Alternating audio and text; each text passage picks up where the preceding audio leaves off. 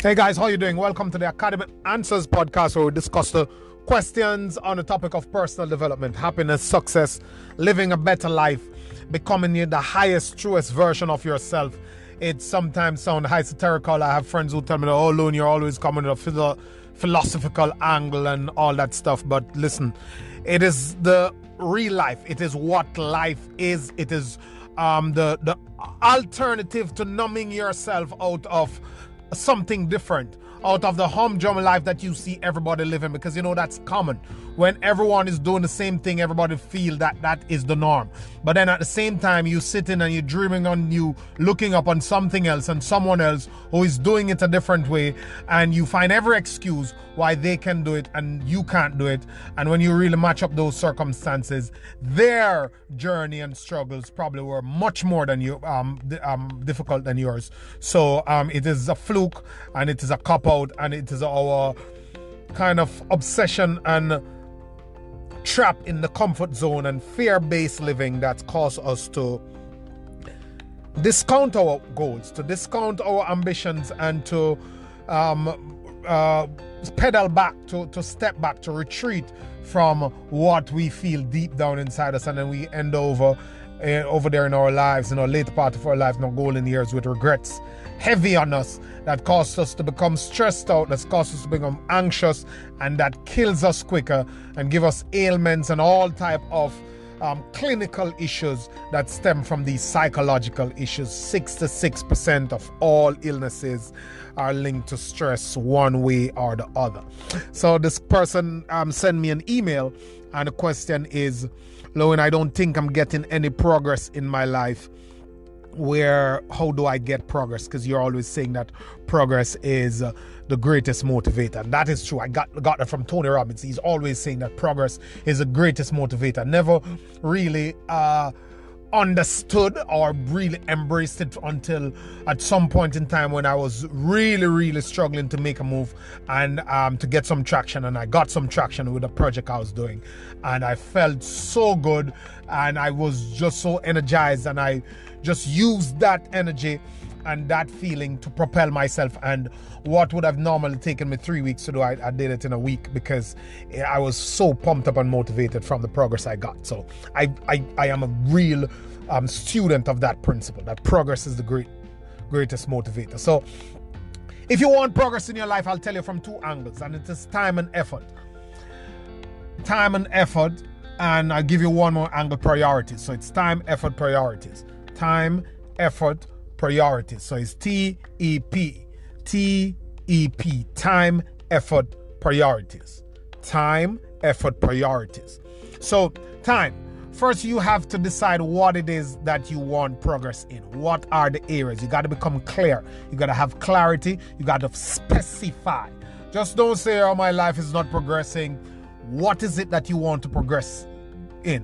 What areas? What are the specific skill sets that you want to develop? What do you want to be able to do better? What do you want to increase your proficiency in? You must identify that. Figure that out, identify that, know what you want. It's hard enough to hit a target you have. Can you imagine hitting a target you don't have? You must have a target. You want to do that first up front. You want to know what it is that I want progress in. That's the clarity part of it. Now you're going to decide that you're going to have to do some work. You're going to have to put in time to get this progress.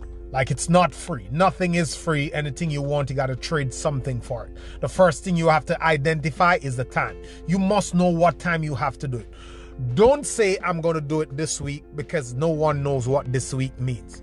Say, I leave work, I get home from work at 5 o'clock on Tuesday. I have XYZ to do. That will be late. So what I'll do, I'll try to get to bed by 9, by 10, and I'll wake up at 4, and I'll spend 2 hours doing it. On a Friday, I am off. I will do all the things I have to do by 12, and then I'll use the time between 3 and 4 to do it, whether it's going to the gym, whether it's working on a project, whether it's writing a book, whether it's enrolling in a course and getting to go to do those sessions and those classes. Whatever it is, you must block the time, identify the time, plan a week at a time, and don't say you're going to do it in a week. That doesn't work. Identify the days and the slots of time that you're going to invest in it. Next thing is the effort. What effort are you going to make in the time that you have allotted for it? Well, if you want to learn to cook, say you're improving your cooking skills, or you want to become better, fitter, you want to become a healthier person, you must put some effort. What books are you going to read? What blogs, what videos you're going to watch? What are you going to do in the gym? How are you going to push yourself? How are you going to learn more? What strategies are you going to use? How hard are you going to do it? How much effort are you going to put in?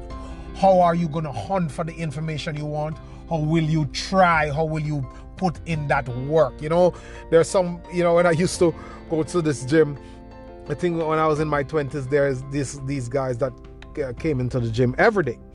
So if I used to get to the gym about 7 p.m. in the evenings, and they probably would be there already, or maybe just coming at the same time too, and they fool around a couple of machines, and then they're for years you see them there, and then their bodies never really change because they're not putting in the effort. They come in there, they're spending the time there, but there's no effort.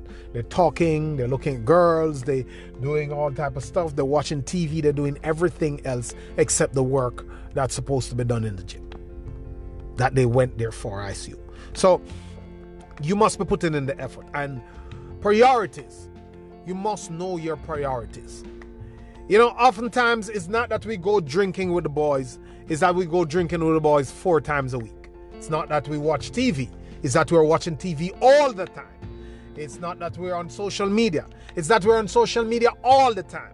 It's not that we splurge on ourselves, it's that we splurge on ourselves all the time. It's not that we don't exercise, it's that we don't exercise any at all. It's not that we don't walk around the block, we don't do it ever. So it is us not understanding that it's okay to be entertained, it's okay to have social time, but it cannot be that you have mission and you have a goal and you have dreams and you have desires and you're behind in your life and you're spending so many times distracted on the sports, on the news, on what someone says about this other person, on cat videos, on prank videos, and all the twerks and quirks and perks that's out there. You're just caught up in that, and your life is not moving forward, and you spend your entire evenings and hours and times doing that. You must stop that if you want to do anything right with your life. So that's what it is. You must have TEP, time, effort, and priorities. So go get some progress in your life, and that will motivate you. Thank you.